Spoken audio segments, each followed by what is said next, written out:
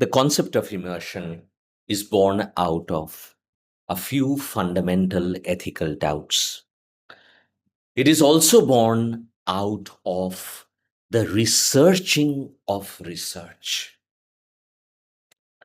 How does one research or the process of researching and not just simply employ research methods? Given research methods in all their givenness, how does one rethink the very idea, the very concept, the very practice, the very ethics of research, and not merely apply research, employ research, deploy research methods on the human population, usually the poor, the marginalized?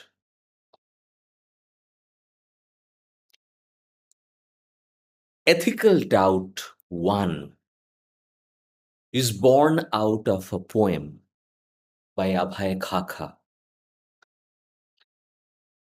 And the part of the poem that really troubled us, made us rethink research methodologies, made us research on research, read somewhat like this: I'm not your data, I'm not your project, or any exotic museum object. I am not the soul waiting to be harvested, nor am I the lab where your theories are tested. I am not your cannon fodder or your entertainment at India Habitat Center. I am not your field. And this raised for us a fundamental question regarding fieldwork. We were not working in the fields, we were only doing fieldwork.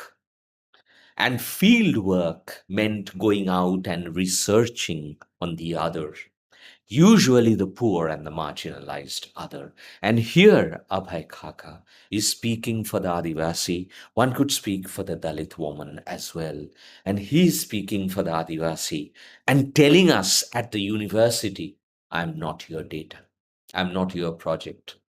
I'm not your lab where your theories are tested. I'm not your field. I'm not your cannon fodder. And this put us into deep and fundamental ethical doubts regarding what is research, why do we research, and the how of research.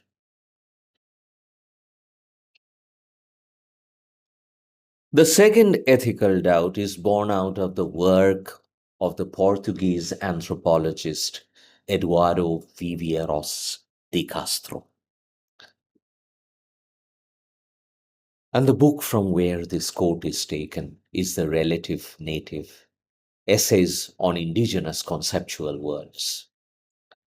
Of the many arguments in the book, one of the central arguments is that the indigenous world is not merely a world or a life world. It is a world or a life world with worldviews. The indigenous world, I have been suggesting for some time, is not merely context. It is also a rich repository of concepts. Let us read out the quote from De Castro's book. The anthropologist tends to have an epistemological advantage over the native. Their respective discourses are situated on different planes. While the anthropologist's capacity to produce meaning does depend on the meanings produced by the native, the prerogative to determine what those native meanings mean remains with the anthropologist. Explaining and interpreting, translating and introducing, textualizing and contextualizing, justifying and signifying native meanings are all jobs of the anthropologist. This actually made us go to the Chinhari newsletter, where it was not me or Swarnima who were writing on the Gond indigenous subjects or the Jadav Dalit subjects in Dhamtari, but it was the young women who were writing about their life worlds, their worldviews, their context and their concepts. It was not us writing on them. The anthropological discourse's relational matrix is hylomorphic. The anthropologist's meaning is form, the native is matter. The native's discourse is not the master of its own meaning. We all are native, but some are more native than others. And this is what we have done to the indigenous, to the Dalit woman. And this raised for us fundamental questions as to what we were doing in the name of research.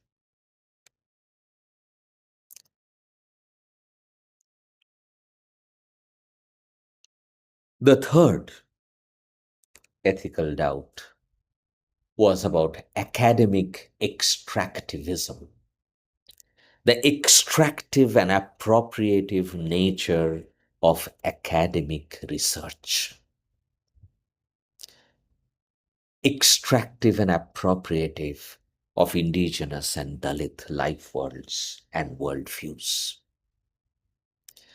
And this took me and Professor Sham Menon,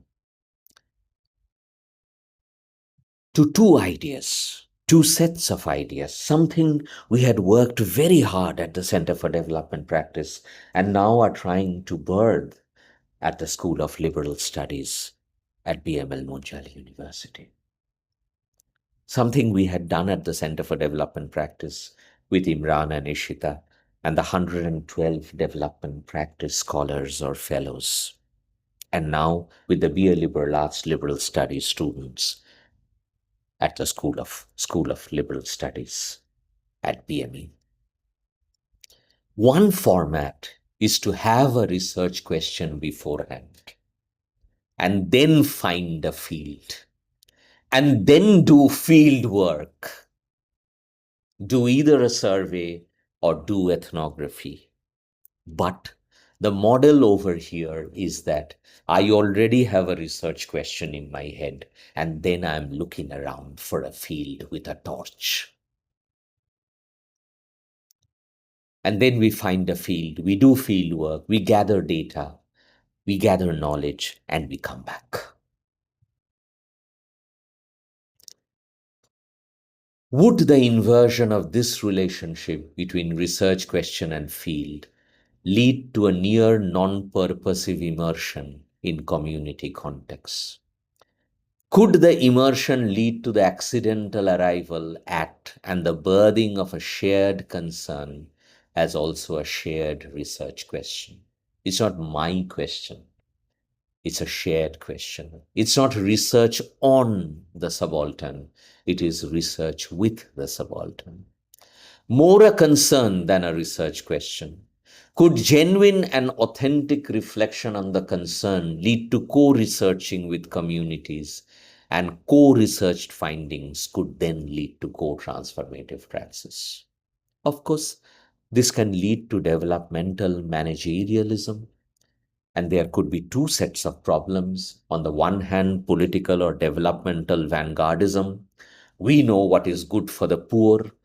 On the other hand, knowingness, only I know what is good for the poor.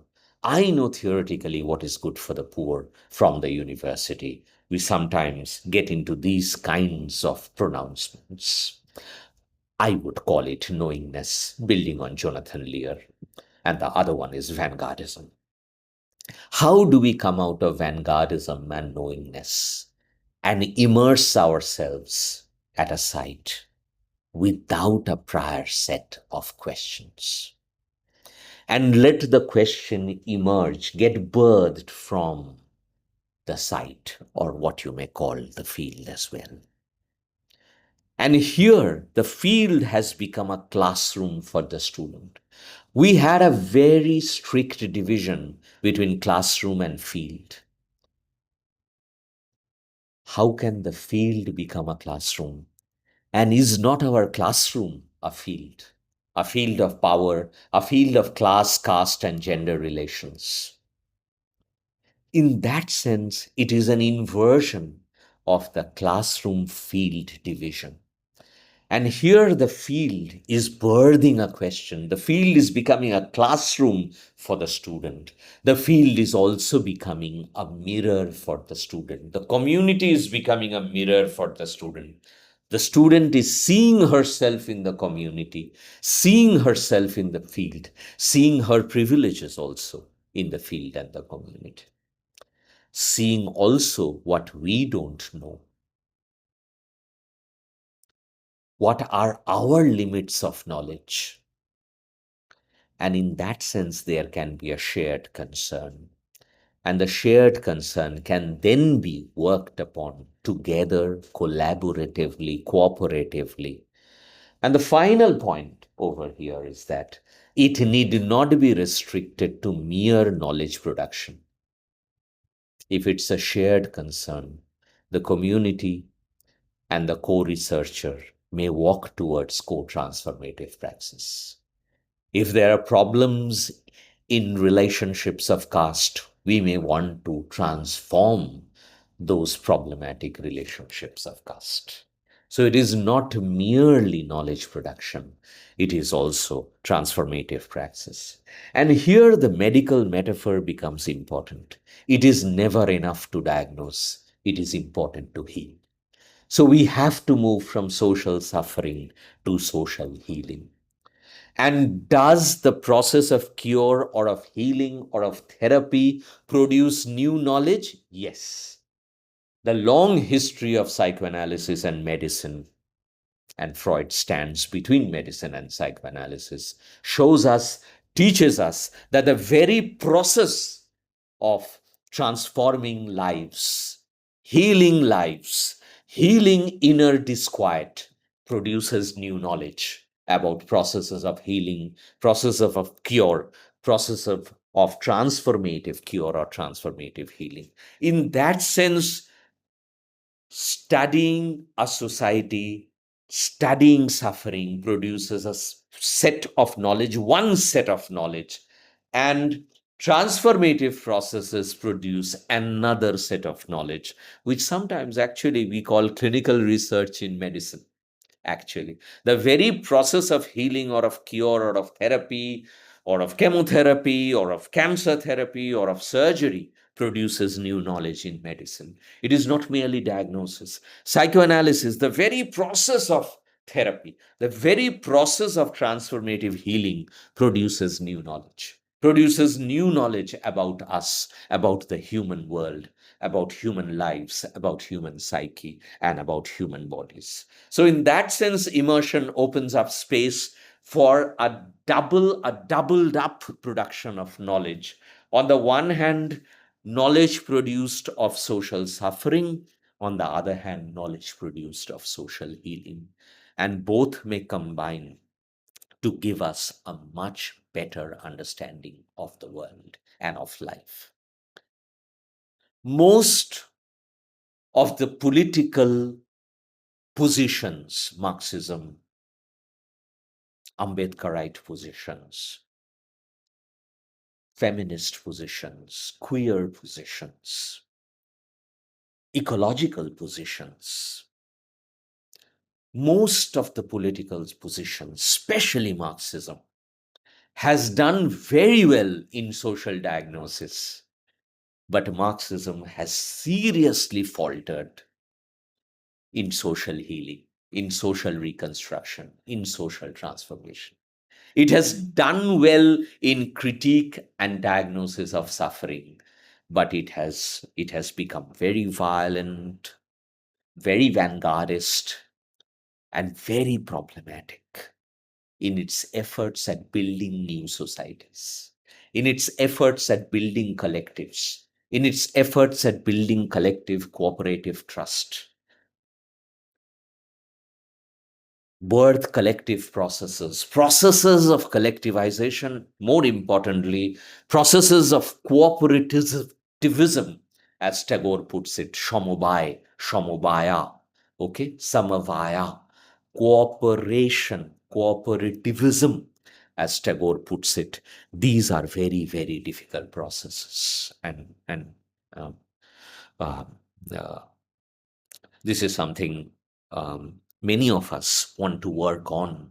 How does one birth social healing? And Marxism has seriously, severely faltered, not on the side of knowledge around or critique of social suffering, critique of capitalism, but it has seriously and severely faltered on birthing socialist societies or communist societies, or birthing social healing. So most political projects, most projects of social transformation have done very well on the side of social diagnosis, but have found themselves limited um, on the side of social transformation and social healing. Immersion as a double model, a doubled up model of social diagnosis and social healing, could actually enrich us with respect to processes of both suffering and healing.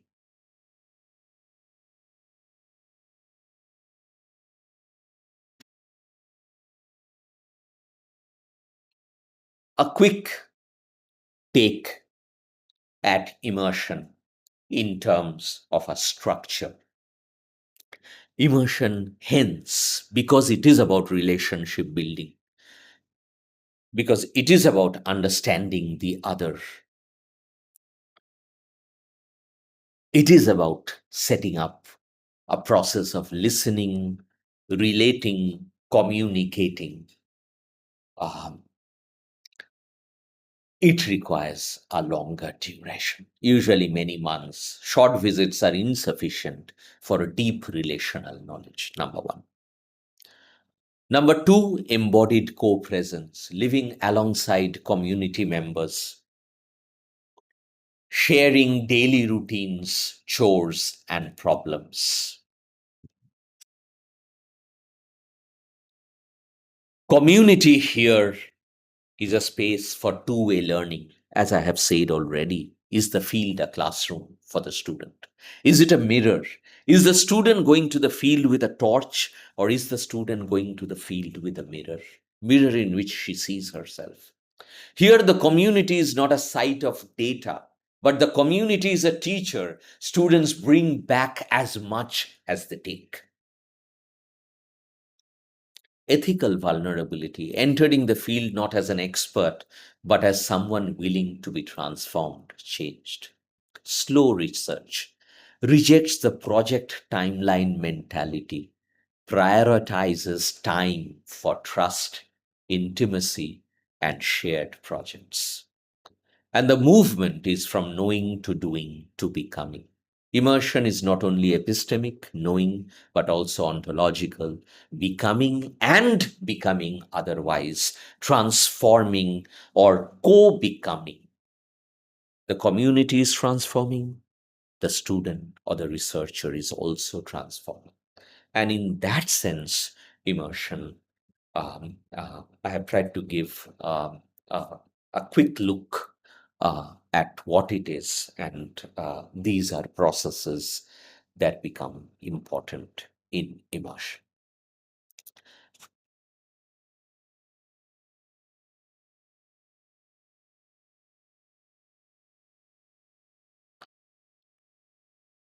The last slide uh, is a complex one. We'll do it in detail in another session. But today it is just important to note that it was never enough to teach Marx at the university. It was also important to Marxize the idea of the university. What do we mean by Marxize? By Marxize, we don't mean violence. We don't mean critique. We don't mean revolution.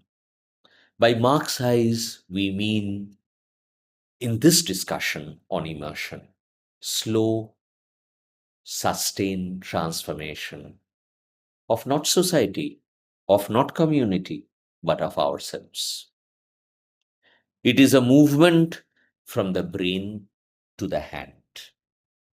It is a movement from thinking to laboring, which is why our second batch of BA Liberal Studies students worked in the kitchen in both their immersions, in their first immersion at Bodhgaon, Alwar, and in their second immersion at both campus Jaipur.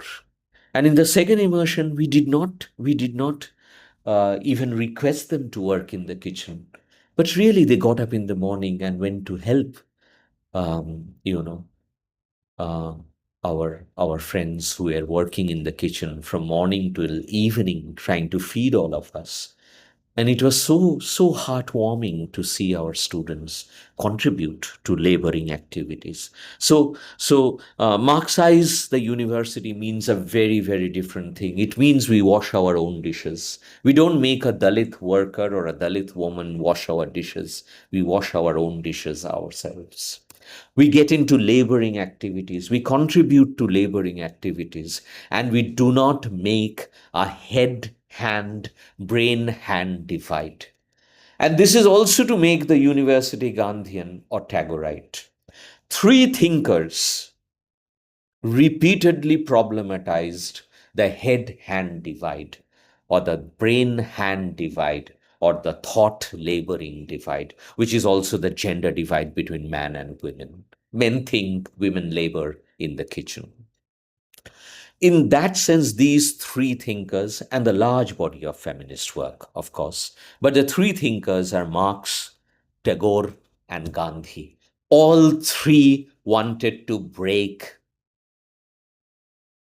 the head-hand divide, which is why in Shantiniketan, students would participate in laboring activities first thing in the morning. They would come to thinking, learning, knowing much later in the afternoon. The first thing in the morning is that they would participate in laboring activities at Shantiniketan. So Tagore was trying to break the elitism of elite Bengal at Shantiniketan. Shantiniketan was not merely interdisciplinary. Shantiniketan, the education was not merely a movement between the cognitive sciences and the aesthetic sciences, arts and aesthetics. It was also an attempt to break the head-hand divide.